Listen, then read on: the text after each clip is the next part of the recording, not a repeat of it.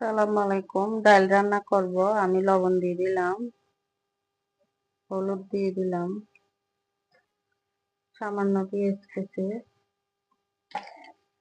কাঁচামরিচ ফালি, আদার গুঁড়ো, জিরার গুঁড়া, রসুন বাটা,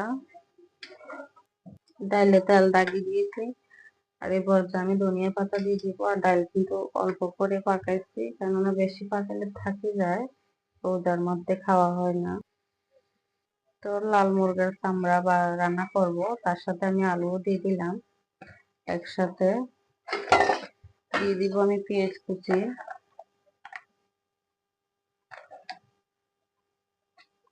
তারপরে দিয়ে দিব আমি রসুন আর কাঁচামরিচ, তারপরে জিরা গুঁড়া, আদার গুঁড়া, এখানে জিরা মশলাটা দিলাম। তারপরে দিয়ে দিব আমি আদার গুঁড়াটা, যেহেতু এটা দেশি লাল মোরগ, তাতে সিদ্ধ হতে টাইম লাগবে। এখানে দিয়ে দিব আমি রসুন বাটা দিয়ে দিলাম। তারপর দিয়ে দিব আমি কাঁচামরিচ ফালি করা, একসাথে দিয়ে দিলাম।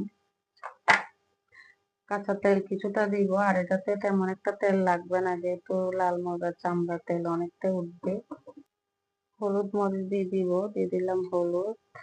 তারপরে আমি আমার মতো আমি মরিচ জাল যেরকম খাই এরকম দিলাম, লবণটাও দিয়ে দিলাম আমার টেস্ট অনুযায়ী।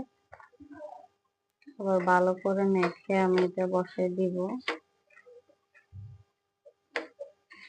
ভালো করে মেখে এবার ঢাকনাটা দিয়ে দিব। তো আমার রান্নাটা হয়ে গেছে, আমি নামিয়ে নিতেছি।